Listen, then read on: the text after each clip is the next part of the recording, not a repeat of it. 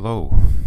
I'd like to take a look at a topic not only of narcissism, if we want to use that word at all, but what we mean when we hear the term healthy narcissism. So, to me, that term healthy narcissism has in the past been very confusing to me.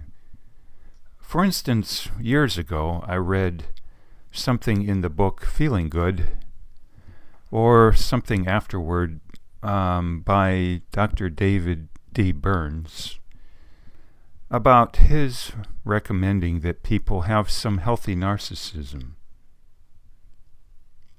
And I was very confused, for I always thought narcissism was a bad thing, and that we should root it out of our lives. So why was anyone urging us to be narcissistic? Well, I've thought about that, and it's suddenly been smacking me, shall we say, upside the head, that there may actually be some pluses to this as to a stage of growth, shall we say, in a person's life. It may be more advantageous to have a certain kind of narcissism than to be so disabled, so to speak, that one can basically not function at all in life. So I'll go into detail here with some thoughts I have on this. And it's not definitive and it's not fully formed, but I wanted to present it because I think it might be helpful. Well, first of all, I would say that regarding the word narcissism, I'm not a keen fan of using that at all, that word, especially because a lot of people these days can be called a narcissist in a condescending manner, as a put-down. But a few years ago, a friend of mine who was 80 at the time told me that in her opinion everybody is a narcissist to some degree. And she told me furthermore that she had obtained a separation from her husband many years back, perhaps 20 years back, amongst other reasons because she said he was too into himself. Now, we then talked about narcissism too, and this stimulated a lot of thought in me. So, if there's such a thing as healthy narcissism, well, what else could there be then? Perhaps toxic narcissism? And what do we mean by narcissism at all? Well, I suppose you could pick up 150-page or 200-page books on narcissism, but this is how I see it at the present time in a nutshell. I think it may be more helpful than urging anyone to go look at a 150 or 200-page book. And it's this, that to me narcissism is the desire to feel one is number one, at least in one's own pond, shall we say, one's own circle, one's own environment in a daily sphere, so that one feels rather invulnerable from things one feels might be harmful, especially things one experienced in the past and is worried might happen again. Well, I suppose there's nothing wrong with wanting to feel invulnerable to a degree, and in my way of thinking, it would be nice to feel invulnerable with the least amount of side effects, if you will. For you might say one way of feeling invulnerable is to just be very, very depressed and not ever go out in public. Well, then that could be a way of escaping a lot of potential danger, or what we conceive to be danger. Or another way might be to be extremely perfectionistic to try and avoid criticism or some kind of catastrophe we're imagining. that can have a lot more side effects, in my opinion, than feeling number one by way of this narcissistic view. But of course, narcissism has toxic side effects too, and I think this talk of healthy narcissism is an attempt to categorize an approach that is less toxic than unhealthy narcissism. So if narcissism in the healthy sense is feeling number one,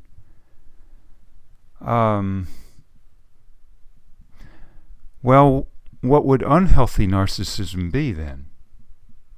In my opinion, over the last couple months, I've been thinking that an unhealthy approach would be to start to go down the avenue of putting others down.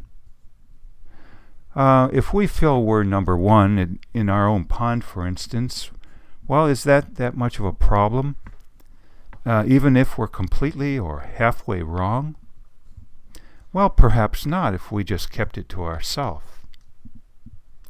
But if we turned around and started to say to others, I'm number one and you're not, and in fact, I think you're on the bottom of the heap and I have a lot of contempt for you, well, that's when we start talking, I think, unhealthy narcissism, or the phrase that's been coming into my mind, put-downs, where one starts to go down the avenue of putting others down to make oneself feel better.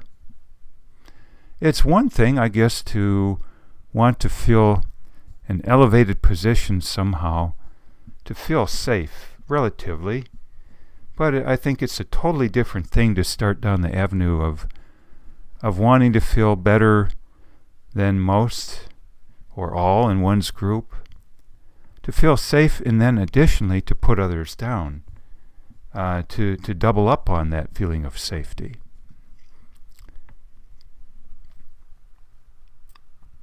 Now at this point I'd want to go very quickly into what I think putting someone down means. The word condescending comes to mind, or dissing somebody, or sticking your nose up in the air, being contemptuous, or exuding signs of disgust, maybe oftentimes just as a ploy. All of these being terms, I think, that allude to an attempt to put others down.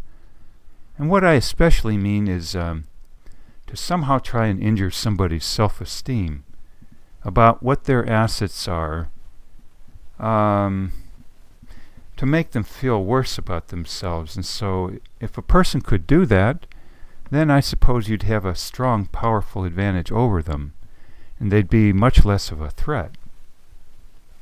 So then I see these two opposite types of approach here to trying to counter a possible threat, imagined or otherwise. Well, first is to conceive, rightly or wrongly, that one is more powerful than the enemy, so to speak, or threat.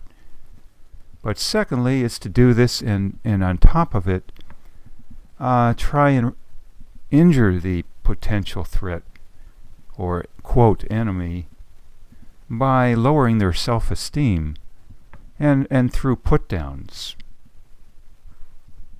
So put-downs to their self-esteem, their sense of having value.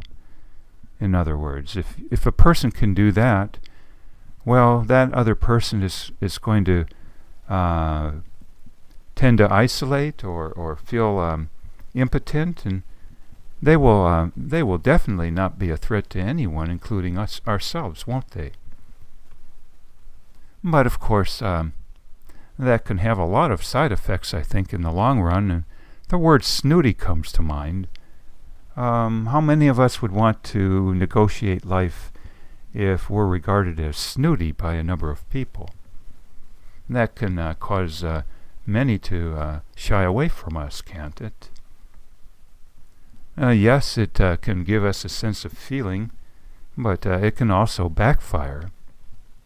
So I'm not going to go into, at the present time, and the various means perhaps by which someone might try and injure someone else's self-esteem, or in other words, put them down.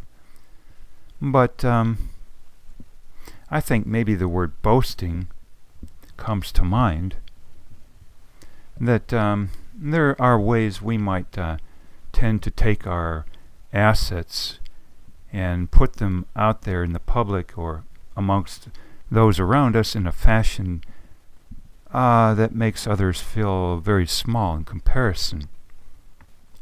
And this could be called boasting instead of just presenting our credentials. And I have a lot more thinking to do on this, but I just throw that out there. It might stimulate some thought. So I will wrap this up with a personal example from my own life. When I was in 3rd grade, and even before, I had experienced a lot of bullying as a child, due to a variety of factors, but at any rate, I found life very hard to negotiate. And so in 3rd grade, I can remember to this day having some kind of conscious decision, if you will, that I was going to be number 1 in my class academically, to feel more safe, to, quote, get the bullies off my back. Well, we could argue what good would having high grades be in doing that. You could say, for instance, that you then become the teacher's pet. But at any rate, that's what I decided, and from that day on almost, I got fantastic grades. Number 1 in the class and so on, year after year. But of course at high cost in some other areas, socially and otherwise. Arguably driving me perfectionistic in nature too. But at any rate, it did perform some kind of function. And, well, I suppose you could say that this was a form of narcissism, or healthy narcissism, or at least at the start, because it gave me a sense of power over noxious elements, if you want to say, some potential threats or painful ideas, at the time anyway. And it was the best that I could do. Now I might add that this type of feeling of being number 1 is kind of an oddball creature in my opinion, because it always tends to be restricted to the particular pond we're in, so to speak. That I was only number 1 in that one class, or that one school, or that one neighborhood, or that public school system as opposed to a private school system, etc. But at any rate, by having the feeling that I was number 1, in that pond I was in, it gave me a sense of safety. And so I might say or think that this was a form of healthy narcissism, unless you were to go and start boasting about your grades and otherwise try to make people feel less of themselves, and then try and lower their self-esteem, basically, to double up or triple up on your sense of safety. And I'm not sure that I might have been doing some of that too. And then this can go from healthy narcissism to, I don't know, toxic narcissism, say. I don't have terminology for this, but just some rough thoughts here. So that's what I'm thinking of here when I've heard the term healthy narcissism, and some urge us to adopt it. Because I kind of look at it as a way station of growth, that ideally, wouldn't it be nice if we all didn't even need to feel powerful over any potential threats at all, that we had other ways of dealing with injury, so to speak, pain. Maybe more of a spiritual approach in time of say, acceptance of whatever happens, with less emphasis then on trying to avoid pain and control it away. But at any rate, I would say this was probably a heck of a lot better approach to life than, let's say, being very depressed and then basically being unable to function at all, or being very, very obsessive, or shall we say perfectionistic, and then that basically tying our hands too in a different way, where we basically can't even get started on something because we think it won't be good enough to pass the muster. So, maybe this healthy narcissism is a better approach than some other ways. And of course, it might be better than, quote, going to rob a bank, so to speak. In other words, approaching life through some kind of criminal activity, or resorting to violence to feel safe. So these are my thoughts again on this topic of narcissism and healthy narcissism, that term, and my thoughts of where that even comes from, and why maybe we shouldn't be so alarmed at the whole idea of narcissism in general.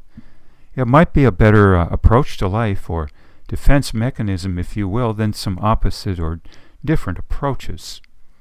And of course that ideally we might grow to be less and less of this nature.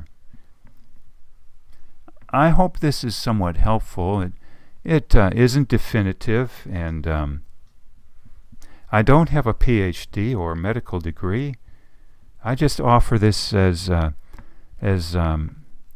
what I've thought of here in life, now being the age of 60 and having started on this journey greatly myself around the age of 27 or so, when I entered psychoanalysis with two analysts, and this kicking off an attempt to move beyond extreme perfectionism and depression as ways of coping with life.